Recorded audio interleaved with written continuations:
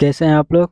दोस्तों, आज के इस वीडियो में हम बीपीएससी के द्वारा 1995 से 2022 तक जो भी जीके जीएस बिहार से पूछा हुआ है उन सभी प्रश्नों को देखेंगे, जिसमें से बिहार 7 फेज शिक्षक भर्ती में आने की निश्चित संभावना है।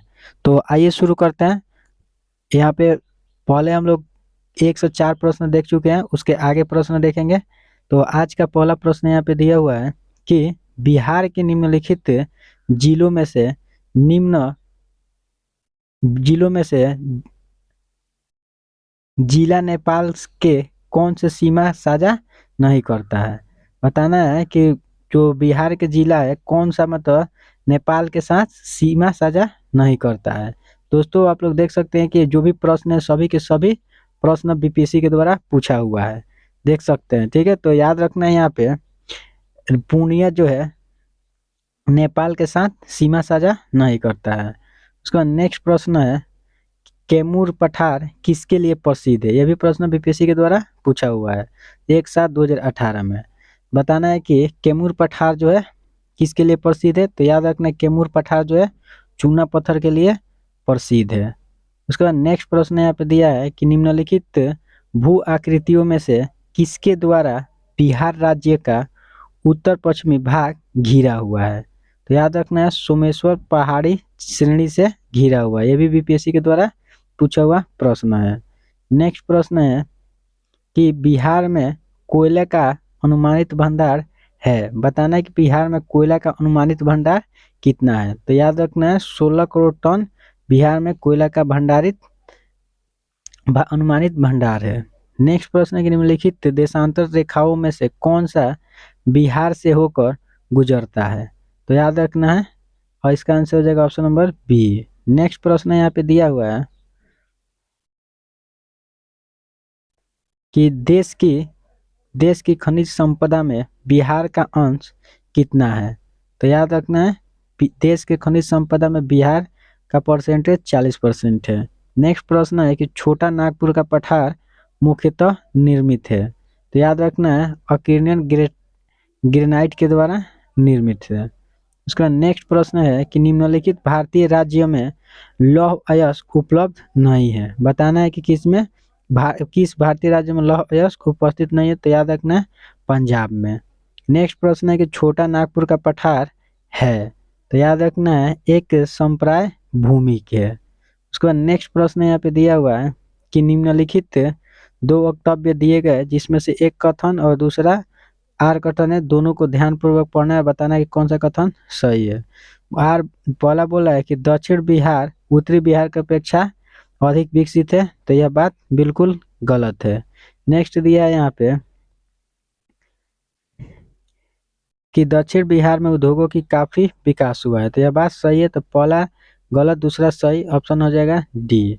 नेक्स्ट प्रश्न यहाँ पे दिया हुआ है कि संसार का सर्वोत्तम खनिज अवरक प्राप्त होता है। तो याद रखना है सबसे ज्यादा अवरक जो है पूरा विश्व में हजारीबाग में उत्पन्न होता है, प्राप्त होता है, जो कहाँ पे है, बिहार में है। उसके बाद नेक्स्ट प्रश्न यहाँ पे दिया हुआ है कि 17वीं शताब्दी में बिहार में सोने की खान कहाँ कहाँ स्थित थी। तो याद रखना है पटना में। उसके बाद नेक्स्ट प्रश्न है कि बिहार में लौह अयस्क प्राप्त होता है। बताना है कि बिहार में लौह अयस्क जो है कहाँ प्राप्त होता है। तो सिंहभूमि जिला में। उसका नेक्स्ट यहाँ पे प्रश्न है कि बिहार का तराई प्रदेश विस्तृत है। बताना है कि बिहार का तराई प्रदेश जो है कहाँ विस्तृत है। तो भारत के नेपाल सीमा के समानांतर।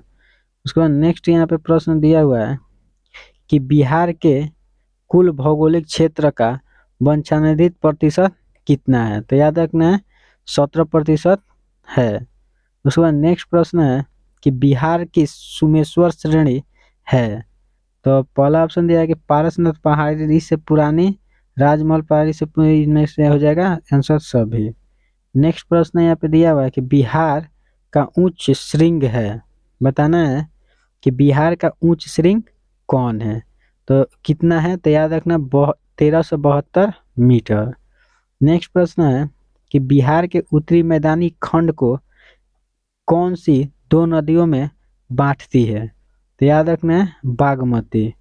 नेक्स्ट प्रश्न यहाँ पे दिया हुआ है कि बिहार का सबसे ऊंचा पर्वत कौन सा है? तो याद रखना पारसनाथ बिहार का सबसे ऊंचा पर्वत है। नेक्स्ट प्रश्न है कि बिहार किसके लिए प्रसिद्ध है? तो याद रखना बिहार जो है प्राकृतिक आपदाओं प्राकृतिक स्रोतों के लिए प्रसिद्ध है, मतलब फेमस है। नेक्स्ट दिया है कि बिहार का डॉट डॉट भाग उर्वरक भूमि का फैलाव है जो सरयू गंडक और गंगा नदियों के बहाव के कारण है। तो याद रखना पश्चिमी क्षेत्र जो है बिहार का इस सभी से प्रभावित है। नेक्स्ट यहाँ पे प्रश्न दिया है कि बिहार में निम्न हिस्से में कौन सा हिस्सा भूतात्विक दृष्टि से अपेक्षाकृत पुराना है? तो खड़गपुर पहाड़ी जो है आंसर हो जाएगा। उसके बाद नेक्स्ट यहाँ पे प्रश्न दिया है कि डुंगेश्वरी पहाड़ियाँ कहाँ अवस्थित है? बताना है कि डुंगेश्वरी जो पहाड़ियाँ कहाँ स्थित है। तो याद रखना है बिहार में। उसके बाद नेक्स्ट यहाँ पे प्रश्न दिया हुआ है कि निम्नलिखित में से किस स्थान पर कोसी नदी गंगा नदी में मिलती है? तो याद रखना है कुर्सेला जो है वहीं पे जाके कोसी नदी है गंगा नदी में मिलती है। उसके बाद नेक्स्ट यहाँ पे प्रश्न दिया है कि निम्नलिखित में से कौन सी नदी फतुहा के पास गंगा में मिलती है? तो याद रखना है पुनपुन। नेक्स्ट प्रश्न है कि तिल नदी निम्नलिखित नदियों में से किसका सहायक नदी है? तो इसका बीपीएससी के द्वारा आंसर ई हो जाएगा। नेक्स्ट यहाँ पे प्रश्न दिया है कि निम्नलिखित झीलों में से कौन सी बिहार में स्थित है? तो याद रखें अनुपम झील जो है बिहार में स्थित है। उसका नेक्स्ट प्रश्न है कि उत्तर बिहार किसके लिए प्रसिद्ध है? तो उत्तर बिहार जो है बाढ़ के लिए बहुत ही प्रसिद्ध है। नेक्स्ट प्रश्न है कि नदियाँ जो बिहार और उत्तर प्रदेश के बीच की सीमा रेखा बनाती है उसको कमनास और गंडक और घाघरा के नाम से जानते हैं। उसके बाद नेक्स्ट यहाँ पे प्रश्न दिया है कि निम्नलिखित नदियों में कौन बिहार का शोक के रूप में कुख्यात है? तो याद रखना है कोसी नदी को बिहार के शोक के रूप में जानते हैं। नेक्स्ट प्रश्न यहाँ पे दिया हुआ है कि निम्नलिखित नदियों में से कौन बिहार में गंगा से मिलती है? तो पहला ऑप्शन दिया है गंडक सोनपुर घाघरा पुनपुन। तो याद रखना है गंडक नदी भी गंगा से मिलती है, सोन नदी भी मिलती है और यहाँ पे पुनपुन नदी भी मिलती है। तीनों मिलती है या नहीं मिलती है? तो इसका राइट आंसर हो जाएगा ऑप्शन नंबर बी। नेक्स्ट यहाँ पे प्रश्न दिया है कि सोन नर्मदा और महानदी निकलती है। तो याद रखना है अमरकंटक से सोन नर्मदा और महानदी निकलती है। नेक्स्ट प्रश्न दिया है कि कोलुलत जलप्रपात बिहार के किस जिला में स्थित है? तो याद रखना है ककुलत ककुलत जो जलप्रपात है नवादा जिला में स्थित है। नेक्स्ट प्रश्न दिया है कि बिहार का शोक किस नदी को कहा जाता है? यह प्रश्न बहुत ही वीवीआई है। तो इसका राइट आंसर हो जाएगा ऑप्शन नंबर डी, कोसी नदी को बिहार का शोक कहा जाता है। नेक्स्ट प्रश्न दिया है कि बिहार में गंगा के सबसे बड़ा सहायक नदी कौन है? तो याद रखना है सोन नदी जो है बिहार में गंगा का सबसे बड़ा सहायक नदी है। नेक्स्ट प्रश्न है कि बिहार में प्रति व्यक्ति खेती योग्य भूमि है। तो 0.12 हेक्टेयर। नेक्स्ट यहाँ पे प्रश्न दिया है कि बिहार में पूर्व से पश्चिम की ओर नदियाँ का सही क्रम है। कोसी कमला बागमती बूढ़ी गंडक, यही हमारा आंसर हो जाएगा। उसके बाद नेक्स्ट प्रश्न दिया है किस नदी को बिहार का शोक कहा जाता है? तो याद रखना है कोसी नदी को। नेक्स्ट यहाँ पे प्रश्न दिया है कि बिहार की प्रमुख नदी कौन है? तो याद रखना बिहार के सबसे प्रमुख नदी गंगा है। नेक्स्ट है गंडक सहायक नदी है। तो याद रखना गंडक जो है गंगा की सहायक नदी है। उसके बाद नेक्स्ट प्रश्न है कि कौन सी नदी बिहार में बहती है? तो याद रखना गंगा नदी जो है बिहार में बहती है। नेक्स्ट प्रश्न है कि कौन सी नदी बिहार में नहीं है?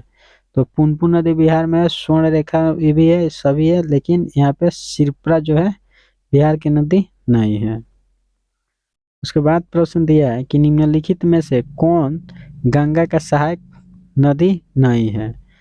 ठीक है, तो इसका राइट आंसर हो जाएगा यहाँ पे स्वर्ण रेखा। नेक्स्ट प्रश्न है कि बिहार का शोक किस नदी को कहते हैं, तो कोसी को। उसके बाद प्रश्न दिया है कि बिहार में कोसी परियोजना के निर्माण का श्री गणेश कब हुआ था। तो याद रखना है 1954 में बिहार में कोसी नदी परियोजना का निर्माण शुरू किया गया था। उसके बाद नेक्स्ट प्रश्न है यहाँ पे कि बिहार का शोक किसको कहते हैं। यह प्रश्न बहुत ही वीवीआई है, तो याद रखना है कोसी को बिहार का शोक कहा जाता है। उसके बाद प्रश्न है बिहार में बहने वाली नदियों में किसका उद्गम अमरकंटक में है। तो याद रखना सोन नदी का उद्गम स्थान अमरकंटक में है। उसके बाद प्रश्न दिया है कि वर्ष 2019 में बिहार राज्य में बिजली क्षमता की उपलब्धता कितनी थी। तो याद रखना 4767 मेगावाट थी। नेक्स्ट यहाँ पे प्रश्न है कि बिहार में बरौनी रिफाइनरी किसके सहयोग से बनाया गया था। तो याद रखना है सोवियत रूस के सहयोग से बरौनी में रिफाइनिंग बनाया गया था। उसके बाद प्रश्न दिया है कि बिहार में किस प्रकार के उद्योगों की प्रत्याशा एवं संभावना है। तो कृषि आधारित उद्योग का सबसे ज़्यादा संभावना है। उसके बाद नेक्स्ट यहाँ पे प्रश्न है कि बाढ़ सुपर थर्मल पावर स्टेशन किस राज्य में स्थित है। तो याद रखना बाढ़ सुपर थर्मल पावर स्टेशन जो है बिहार राज्य में स्थित है। नेक्स्ट प्रश्न दिया है कि बिहार में निम्नलिखित में से कौन रेशम मतलब सिल्क वस्त्र उत्पादक केंद्र है। तो याद रखना है भागलपुर जो है रेशम सिल्क वस्त्र के लिए जाना जाता है। नेक्स्ट प्रश्न दिया है कि निम्नलिखित स्थानों में Bharat wagon engineering company limited कहाँ स्थापित है। तो याद रखना है मोकामा में वैगन एवं इंजीनियरिंग कंपनी लिमिटेड स्थापित है। नेक्स्ट प्रश्न है कि बिहार में डालमिया नगर सीमेंट के लिए प्रसिद्ध है। उसके बाद प्रश्न है कि बिहार के उद्योगों का कमिश्नर दफ्तर कहाँ स्थित है। तो याद रखना है पटना जो है उद्योगों का कमिश्नर दफ्तर है। नेक्स्ट प्रश्न है कि बिहार राज्य में कितने औद्योगिक क्षेत्र विकास प्राधिकरण थे। तो इसका राइट आंसर हो जाएगा यहाँ पे 6। नेक्स्ट यहाँ पे प्रश्न दिया हुआ है कि बिहार की उस परियोजना का नाम बताइए जो निरोत्तोन्मुखी इकाइयों की स्थापना के लिए अपेक्षित उच्च स्तरीय और संख्यात्मक सुविधाओं के निर्माण पर ध्यान देती है। तो इसका राइट आंसर हो जाएगा यहाँ पे option number A integrated infrastructural development IRD। उसके बाद प्रश्न यहाँ पे है कि भारत का कौन सा राज्य सर्वाधिक अभ्रक उत्पादन करता है। तो याद रखना बिहार जो राज्य है सबसे ज़्यादा अभ्रक उत्पादन करता है। नेक्स्ट है कि निम्नलिखित में से किस वैश्विक कंपनी को बिहार में लोकोमोटिव कारखाना स्थापित करने का ठेका मिला है। तो याद रखना यहाँ पे GE एंड अल्स्टॉम को ठेका दिया गया है। नेक्स्ट है कि कपिलांश धातु उद्योग की स्थापना कहाँ हुई है। तो याद रखना बक्सर जिला के राजपुर में कपिलांश धातु उद्योग की स्थापना किया गया है। नेक्स्ट प्रश्न दिया है कि सुधा कोऑपरेटिव की स्थापना किस IAS अधिकारी ने किए हैं। तो याद रखना रामचंद्र सिन्हा ने सुधा कोऑपरेटिव की स्थापना की है जो IAS अधिकारी रहे हैं।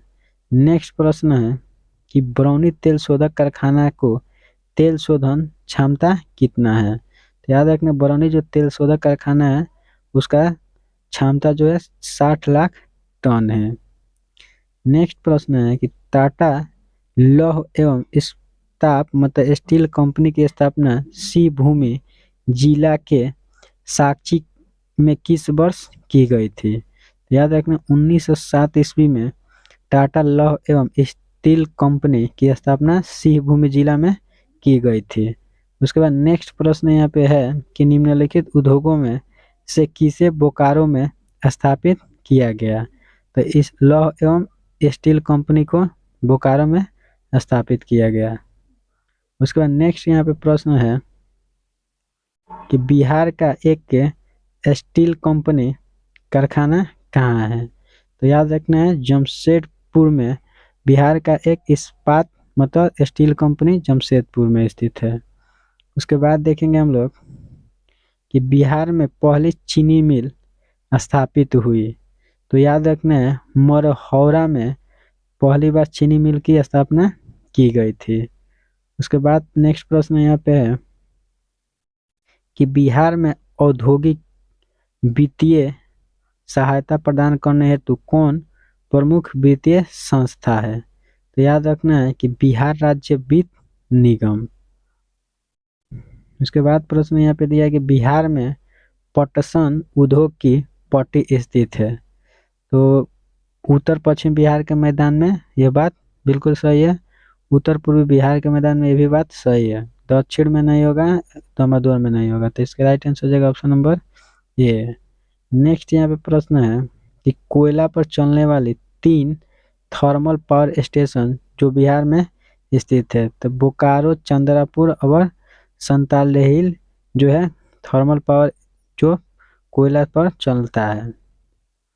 नेक्स्ट है कि बिहार में इस स्टील प्लांट का केंद्र कहाँ है। तो याद रखना है बिहार में स्टील प्लांट का केंद्र जो है रांची में स्थित है। नेक्स्ट प्रश्न है कि बिहार में तेल शोधक कारखाना कहाँ है। तो याद रखना बरौनी में तेल शोधक कारखाना बिहार में स्थित है। उसके बाद प्रश्न यहाँ पे दिया है कि निम्नलिखित में से कौन सा उद्योग दक्षिण बिहार में स्थित है। तो लौह एवं इस्पात मतलब लोहा और स्टील कंपनी। नेक्स्ट प्रश्न दिया है कि बिहार के कौन से 2 स्थान पी पदार्थ और प्लास्टिक उद्योग के लिए अलग अलग रूप से जाना जाता है। तो याद रखना गया और कटिहार को। नेक्स्ट प्रश्न दिया है कि भागलपुर में कौन सा महत्वपूर्ण उद्योग स्थापित है। तो याद रखना है भागलपुर में रेशम उद्योग स्थापित किया गया जो बहुत ही महत्वपूर्ण है। नेक्स्ट प्रश्न है कि बरौनी तेल परिष्करणशाला स्थापित हुआ था। मतलब बरौनी तेल जो है कब स्थापित हुआ था। तो याद रखना 1960 में स्थापित किया गया था। उसके बाद प्रश्न दिया है कि बिहार में रेल कोच फैक्ट्री का केंद्र कहाँ है। तो याद रखना है मोकामा में बिहार रेल कोच की फैक्ट्री स्थित है। उसके बाद प्रश्न दिया कि निम्नलिखित में से कौन सा उद्योग दक्षिण बिहार में स्थित है। तो लौह और स्टील कंपनी जो है दक्षिण बिहार में स्थित है। नेक्स्ट है कि जूट के उत्पादन में बिहार का कौन सा जिला सबसे आगे है। तो याद रखना है कटिहार जो है जूट के उत्पादन में बिहार में सबसे आगे है। नेक्स्ट प्रश्न है कि भारत का प्रथम उर्वरक संयंत्र कहाँ स्थापित किया गया था। तो याद रखना सिंदरी में भारत का प्रथम उर्वरक संयंत्र स्थापित किया गया था। नेक्स्ट प्रश्न है कि कौन सा उद्योग बिहार में मौजूद नहीं है। तो गहरे समुद्र के मत्स्य उत्पादन का उद्योग जो है बिहार में मौजूद नहीं है, बाकी यह सभी है। नेक्स्ट उसके बाद प्रश्न हम लोग देखेंगे कि बिहार में रेलवे का पहिया बनाने का कारखाना कहाँ स्थित है। तो याद रखें कि बिहार के छापरा में रेल की पहिया बनाने की कारखाना उपस्थित है। उसके बाद हम लोग देखेंगे यहाँ पे प्रश्न दिया हुआ है कि बिहार के प्रथम मुख्यमंत्री कौन थे। तो याद रखना श्री कृष्ण सिंह जो थे बिहार के प्रथम मुख्यमंत्री थे। उसके बाद प्रश्न दिया है कि स्वतंत्रता के बाद बिहार का प्रथम राज्यपाल कौन बना था। तो याद रखना है कि जयराम दास दौलत राम जो थे बिहार के मतलब स्वतंत्रता के बाद बिहार के प्रथम राज्यपाल बने थे। उसके बाद प्रश्न यहाँ पे है कि पटना उच्च न्यायालय के मुख्य न्यायाधीश कौन थे जिन्होंने जुलाई 2019 में बिहार के राज्यपाल के रूप में श्री फागू चौहान को पद की शपथ दिलाई तो याद रखना है माननीय एपी शाही ने कराई थी। उसके बाद प्रश्न दिया है कि बिहार दिवस का क्या महत्व है जो हर साल 22 मार्च को मनाया जाता है। बताना है कि इसका क्या कारण है कि प्रत्येक साल 22 मार्च को बिहार दिवस मनाया जाता है। तो याद रखना 1912 में बिहार के बंगाल प्रेसिडेंसी से अलग होने की याद में हर एक साल 22 मार्च को बिहार दिवस के रूप में मनाया जाता है। उसके बाद प्रश्न दिया है कि निम्नलिखित में से किस राज्य को केंद्र सरकार विशेष राज्य की दर्जा प्रदान नहीं की है। तो याद रखना बिहार राज्य को अभी तक सेंट्रल गवर्नमेंट विशेष राज्य की दर्जा नहीं दी है। नेक्स्ट प्रश्न है कि जुलाई 2018 तक पटना जिला बिहार के कितने जिलों से सीमाबद्ध था। तो याद रखना है 9। उसके बाद प्रश्न है कि बिहार से लोकसभा के लिए कितने सदस्य चुने जाते हैं। तो याद रखना है बिहार से 40 लोकसभा के सदस्य चुने जाते हैं। उसके बाद प्रश्न दिया है कि किन राज्य सरकारों ने 2010 तक स्थानीय निकायों में महिलाओं का आरक्षण 50% कर दिया है। तो याद रखना बिहार, हिमाचल प्रदेश और उत्तर प्रदेश, यह तीनों राज्यों में 50% महिलाओं को आरक्षण देने की घोषणा की गई है। नेक्स्ट प्रश्न है यहाँ पे कि बिहार में फरवरी 2005 का अंतिम चरण का चुनाव हुआ। तो 93 सीटों के लिए बिहार में फरवरी 2005 में अंतिम चरण के लिए चुनाव किया गया। उसके बाद प्रश्न यहाँ पे दिया गया बिहार के मुख्यमंत्री कौन नहीं रहा है। तो याद रखना है रामविलास पासवान जो है बिहार के मुख्यमंत्री नहीं रहे हैं। नेक्स्ट यहाँ पे प्रश्न है कि भारत की स्वतंत्रता के बाद बिहार के पहले राज्यपाल कौन थे। तो अभी हम लोग इसको ऊपर देख रहे हैं जयराम दास दौलत राम। नेक्स्ट प्रश्न यहाँ पे है कि बिहार में ग्राम पंचायतों का अंतिम चुनाव हुआ था। तो याद रखना 1978 में बिहार में ग्राम पंचायतों का अंतिम चुनाव किया गया था। उसके बाद प्रश्न है कि पटना उच्च न्यायालय की स्थापना जो है कब की गई थी। बताना है कि पटना उच्च न्यायालय की स्थापना कब की गई है। तो याद रखना सन 1916 ईस्वी में पटना हाईकोर्ट की स्थापना की गई। नेक्स्ट प्रश्न है कि बिहार में लोकसभा में सांसदों की संख्या कितनी है। तो याद रखना बिहार में लोकसभा के सांसदों की संख्या 54 मतलब 54 है।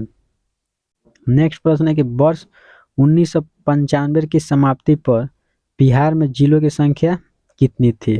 तो याद रखना है 1995 की समाप्ति में बिहार में जिला की संख्या 55 था और अभी वर्तमान में 38 है। नेक्स्ट प्रश्न है कि जातिवाद पर आधारित आतंकवादी सेना की राजनीति निम्नलिखित राज्य में है। तो याद रखना है बिहार में। नेक्स्ट प्रश्न है कि निम्न में से कौन बिहार के जिले के कुछ इलाके पश्चिम बंगाल को दे दिए गए थे। तो याद रखना पूर्णिया और मानभूमि जो था उसको पश्चिम बंगाल को दे दिया गया था। नेक्स्ट प्रश्न दिया है यहाँ पे कि पटना महानगर पालिका में वार्डों की संख्या कितनी है। तो याद रखना है 57। नेक्स्ट है कि बिहार राज्य के चुनाव आयुक्त कौन है।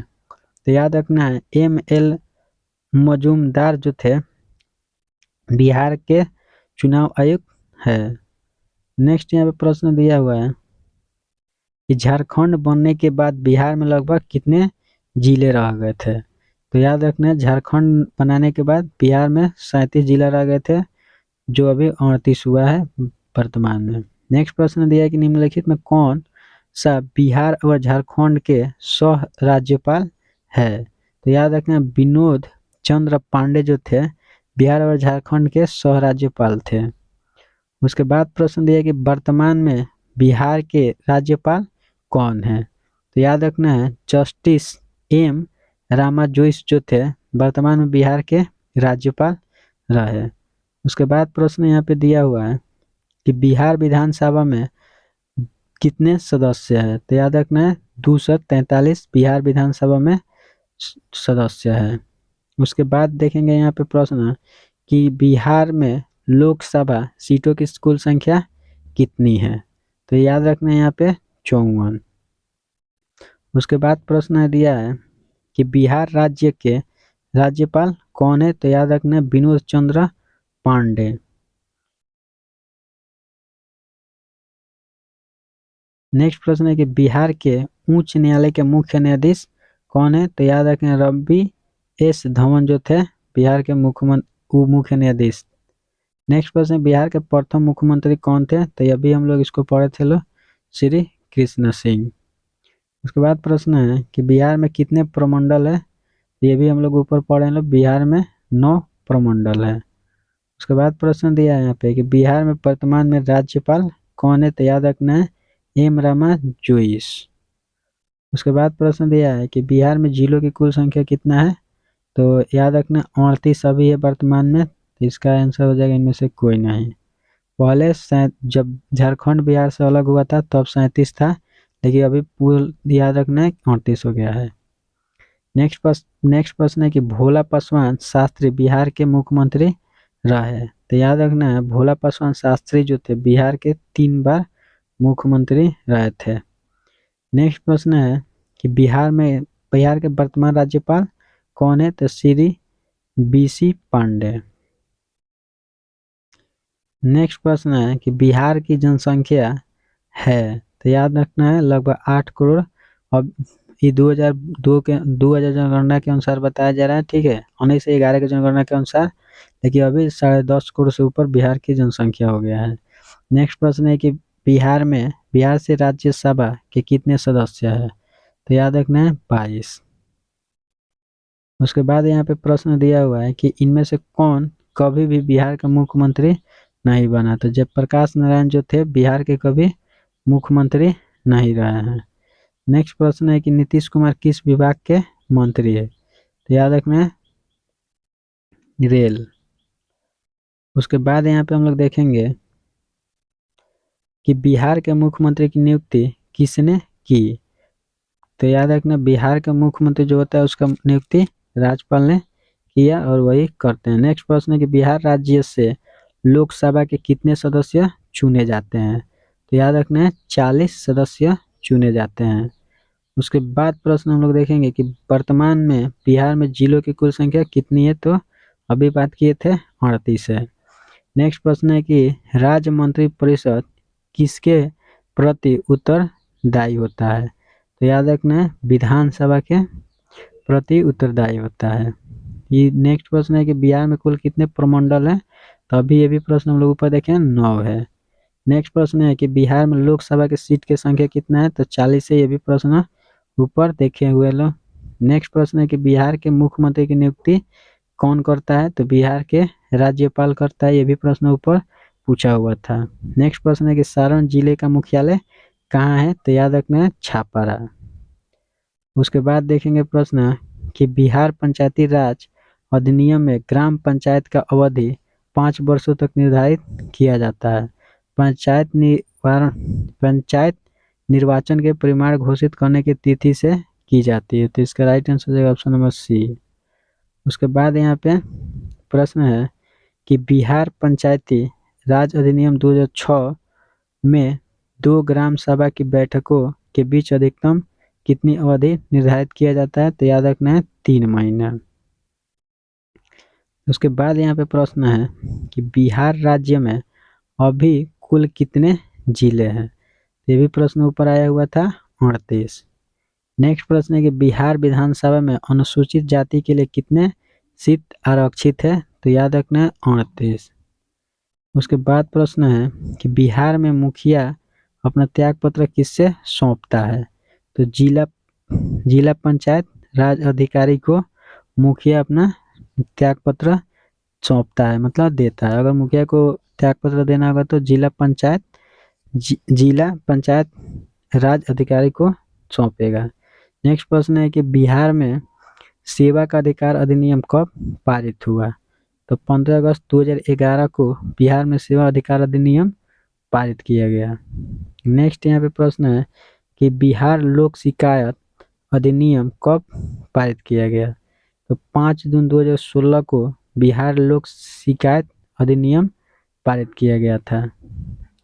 उसके बाद प्रश्न दिया है कि बिहार में पंचायत समिति के आरक्षण नियोजन और वित्त का अध्यक्ष कौन होता है? तो याद रखना पंचायत समिति के प्रमुख। नेक्स्ट प्रश्न है यहाँ पे, अभी हम लोग पढ़े थे लोग कि बिहार में जिलों की संख्या कितना है? तो 38 है। नेक्स्ट है कि बिहार के वित्त मंत्री की नियुक्ति कौन करता है? यह प्रश्न याद रखना है, मुख्यमंत्री और वित्त मंत्री का नियुक्ति राज्यपाल करता है। नेक्स्ट है कि बिहार में सर्वप्रथम राष्ट्रपति शासन कब लागू किया गया? तो याद रखें बिहार में सर्वप्रथम 1968 में राष्ट्रपति शासन लागू किया गया था। उसके बाद प्रश्न, बिहार के मुख्यमंत्री कौन है? रामविलास पासवान यहाँ पे पहले के बात किया जा रहा है, अभी वर्तमान में बिहार के मुख्यमंत्री श्री नीतीश कुमार जी है। तो दोस्तों अगर ये वीडियो अच्छा लगा आपको या इससे आपको थोड़ा सा भी कुछ नॉलेज हुआ है या हेल्पफुल लगा है तो हमारे चैनल को सब्सक्राइब कर लीजिए ताकि ऐसे वीडियो का नोटिफिकेशन सबसे पहले आपके पास पहुंचे। मिलते हैं कल दूसरे वीडियो को लेकर, तब तक बाय, ओके, थैंक्स।